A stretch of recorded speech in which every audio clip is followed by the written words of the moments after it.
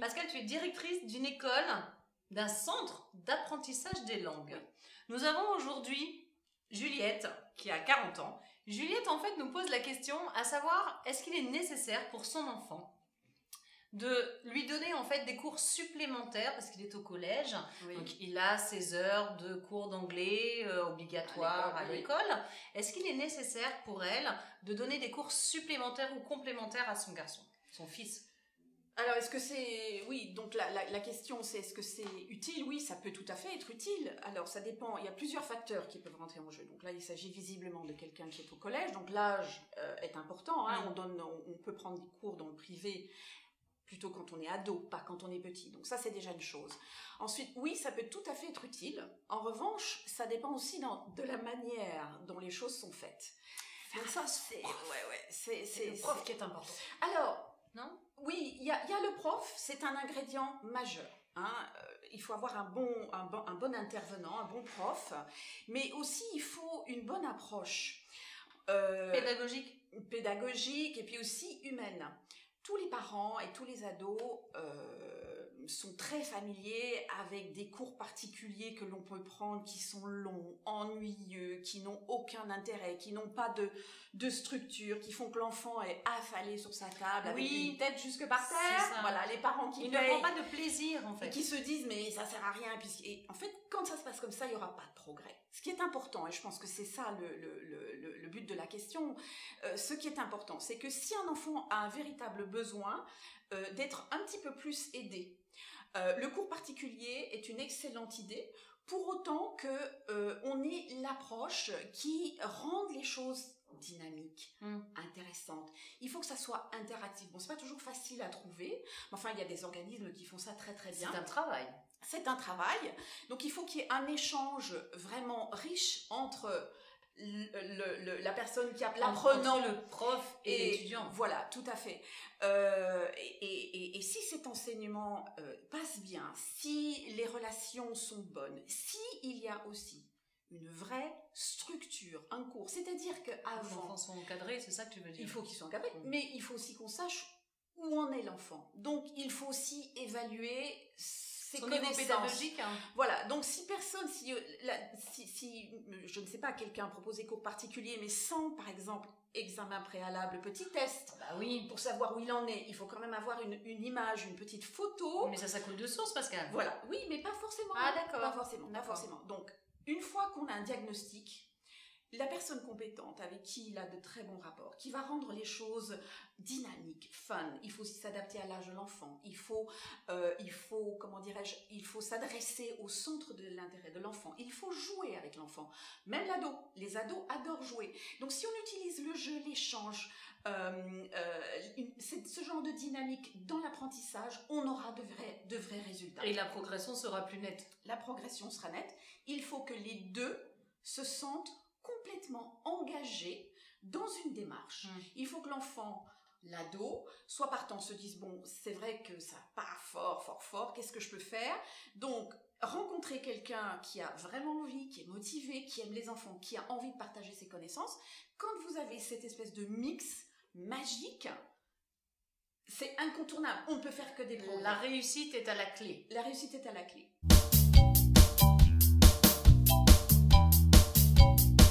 Cette question-là uniquement quand l'enfant a des soucis.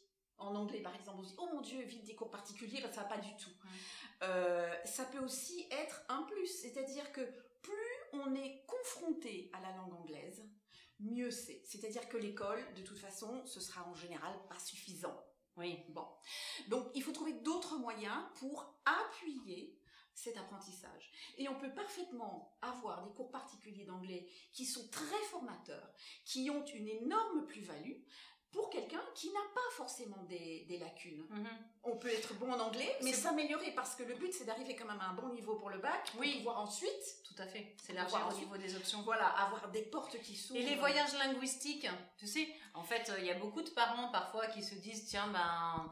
Mon fils ou ma fille a des lacunes, je vais l'envoyer en Angleterre ou je vais l'envoyer dans un pays anglophone. C'est se baigner comme ça dans une culture, c'est très bien, non? C'est toujours valorisant. Bien sûr. Alors il y a pas de secret, c'est le top du top. Il y a quand même une réalité, c'est que c'est pas accessible à tout C'est pas le monde. accessible à tout le Donc monde. il faut pas se dire ah mais il y a que ça de possible, donc de toute façon sans ça Non, il y mais aura rien. avant, il y a les profs. Il y a les profs. Si on ne peut pas faire un séjour linguistique, eh ben, il faut faire avec ce que l'on a sur place. Et donc, c'est effectivement l'école, avec ce qu'elle peut donner, éventuellement des alternatives pour augmenter cette exposition à la langue anglaise et au maximum. Ça, c'est pour tous les parents, hein, essayer de mettre les films des enfants en version anglaise, en VO. Aller au cinéma, oui, pardon, en VO, évidemment. Pour que les enfants écoutent ces sons, pour qu'ils se familiarisent. En général, ils connaissent Mais l'histoire. quand on va au cinéma aussi, on peut choisir version originale, version française. Bon, au cinéma, c'est plutôt des films le dimanche soir très tard, ça ne s'adresse pas aux enfants, hélas. Mais enfin, il faudrait en parler aux politiques. Il faudrait interdire les films doublés en français. Déjà, ça serait, je pense que là, déjà... Oui, ou alors, à un certain créneau de l'après-midi, se dire, allez, hop, voilà, tous les films sont en anglais pour justement que les adolescents puissent avoir une approche différente. Tout à fait. Alors, à fond sur les cours secondaires, en plus des cours donnés au collège. Fond, en tout cas, de bien faire son choix, de trouver le bon interlocuteur, le bon professionnel qui va être face à vous et s'assurer que ce professionnel va vous proposer un programme. Il faut du contenu, c'est-à-dire qu'avoir des cours particuliers qui sont des coquilles vides, ça va vous faire dépenser votre argent pour rien. Il faut vraiment vous assurer que vous ayez devant vous le bon professionnel, du contenu pédagogique intéressant, interactif et auquel l'enfant va adhérer. Et veiller aussi à ce qu'il fasse un examen de départ. C'est bien de le tester. Voilà. Merci beaucoup Pascal pour toutes ces informations. Bonjour Alice. Bonjour. Salut les filles. Les filles, aujourd'hui on a la chance d'être avec Alice qui est décoratrice design. Créatrice design et qui fait plein de choses, notamment de la déco carton, et ça tombe très bien Alice puisqu'on a une question pour toi, celle de Sophie. Elle a 28 ans et elle aimerait se lancer dans la déco carton, sauf qu'elle ne sait pas ce dont elle a besoin. Quel est le b.a.-ba de quoi a-t-on besoin pour commencer? Alors on a besoin d'un cutter, un gros cutter pour couper le carton. Et un petit cutter pour les découpes minutieuses. D'accord. Ensuite on a besoin de papier népalé. C'est quoi ça? Alors c'est un papier qui va permettre de mettre de la couleur sur le carton, de coller un papier sur le carton pour le colorer. D'accord. Avec des motifs. Ok. Ça s'applique avec avec la colle de farine que je fabrique. Donc c'est de la colle de farine, donc c'est de la farine, de l'eau, du sel. J'ai un petit ingrédient secret, c'est de l'huile essentielle pour la conservation. Et ensuite je la fais cuire comme une béchamel en fait. Bon là c'est un peu compliqué. Elle se lance tout juste. Le b.a.-ba pour faire vraiment un truc simple. Les cutters déjà, le carton j'imagine. Le carton. Après une règle de découpe. Une règle de découpe, c'est grand, c'est en fer, c'est ça? Oui voilà c'est ça. Avec en fait il y a une matière antidérapante dessous pour ne pas que ça glisse quand on découpe. Pratique. Ensuite une planche de découpe qu'on trouve en papeterie. D'accord. On peut utiliser une équerre. Oui. Un pistolet à colle à chaud. Un pistolet à colle à chaud, ça s'achète en papeterie aussi? Oui. Tout ce que tu nous dis là, les règles, le cutter, mais tout ça, en papeterie, souvent on trouve les petits. Alors en magasin de bricolage, on trouve des grands et c'est plus facile. Qu'est-ce qu'on peut lui conseiller de faire de plus simple? Le plus simple, un cadre, tout ce qui est plus simple. Un cadre photo? Un cadre photo, oui. C'est-à-dire on va prendre un rectangle de carton, on va lui faire une fenêtre à l'intérieur, dans la taille de l'image, et puis on peut mettre une vitre ou sans vitre. Et donc ça, on a juste besoin de carton et de tout le matériel dont tu nous as cité. Impeccable. Voilà, pour commencer, Sophie, commence par un cadre en carton et puis après, pour le reste, on verra. J'imagine qu'il y a des cours à prendre. Enfin, ça doit être un petit peu plus compliqué. En tout cas, voilà. Merci beaucoup, Alice. Merci. Salut les filles. Bonjour les filles. Bonjour Didier. Bonjour Stéphanie. Les filles, j'ai la chance aujourd'hui d'être avec Didier qui est hôte d'accueil. Nous avons Vanessa qui a 21 ans et qui en fait invite du monde à la maison et qui voudrait qu'on lui donne des petits trucs pour justement mettre de l'ambiance lors de cette soirée. Qu'est-ce qu'on peut lui conseiller? Alors, c'est ce que je peux conseiller à Vanessa. Vanessa, si c'est un vendredi soir, les gens sont un petit peu fatigués, il faut les comprendre un peu. Donc, ce qui est simple, tu sers ton apéritif, tu essayes de discuter un petit peu pour détendre les gens et les faire comprendre qu'ils sont là pour passer une bonne soirée de détente. Demain, c'est le week-end, de toute façon, ils vont se reposer, ils ont le temps pour faire autre chose. Après ton apéritif, moi, ce que je te conseille, c'est mettre une bonne petite musique style coupé décalé, un truc comme ça, ou un bon Sega Show. Oui, qui soit entraînant. Voilà. Un truc qui fasse un peu bouger tout le monde. Un truc qui les fait bouger sur place déjà. Après, sortir la petite phrase, la petite blague à l'attention de tout le monde pour les mettre à l'aise et les faire rire un petit peu. Pas dépasser la limite. En fait, il y a une petite limite, il ne faut pas dépasser non plus. Il ne faut pas trop les choquer non plus, mais les détendre, quoi. En fait, il faut faire monter de la température crescendo, c'est ça? Tout à fait. D'accord. Donc là, on est à l'apéro? On est à l'apéro. D'accord. Ensuite, même peut-être pour les faire participer, tu les proposes de se lever, de te donner un coup de main. Et comme ça, une fois qu'ils sont debout, la musique elle est bonne, pourquoi pas faire une petite danse avec eux. Parce qu'il y a des choses qu'il ne faut pas du tout faire pour justement plomber l'ambiance. Je pense qu'il faut éviter tout ce qui est Scrabble et tout comme ça, les jeux de société. Vous n'avez pas pensé, Dino, le Scrabble? Il faut éviter ce genre de trucs parce que c'est prise de tête. C'est bien, c'est intéressant, mais le dimanche en famille.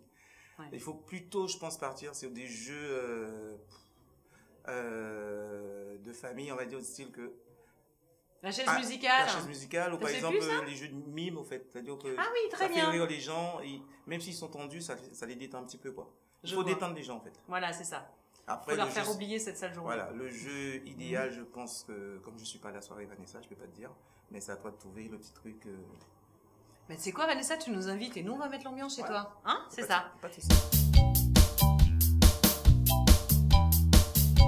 Salut les filles. Bonjour Christophe. Bonjour à vous, bonjour les filles. Alors les filles, on a la chance aujourd'hui d'être avec Christophe qui est un spécialiste de l'hypnose et ça tombe bien puisqu'on a une question pour toi Christophe, c'est Amandine qui a 28 ans.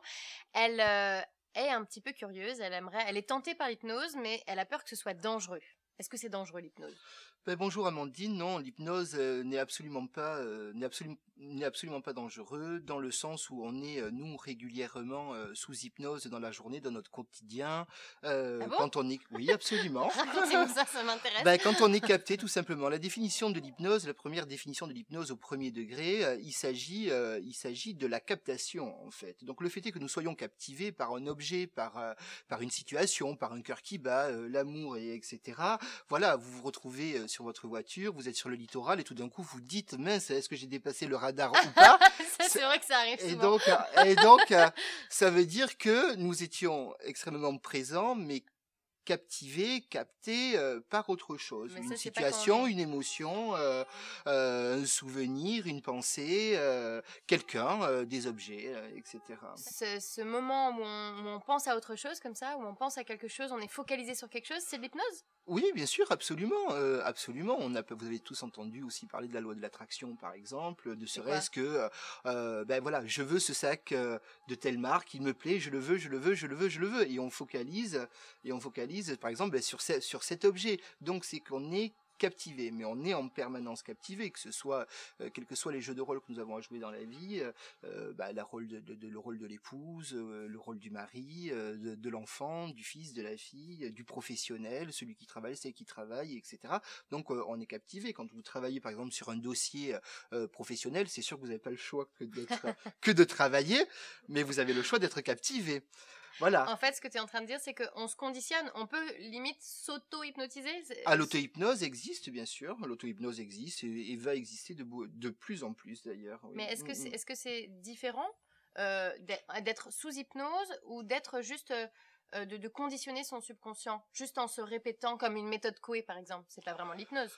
Non, c'est pas vraiment de l'hypnose, mais s'auto-hypnotiser, par exemple, ça va être essentiellement dans un cadre de développement personnel, de focaliser sur quelque chose. Par exemple, j'ai 5 kilos à perdre. Voilà, comment je peux m'entreprendre? En auto-hypnose, on va effectivement, par exemple, focaliser sur des choses, sur le conscient, sur l'inconscient.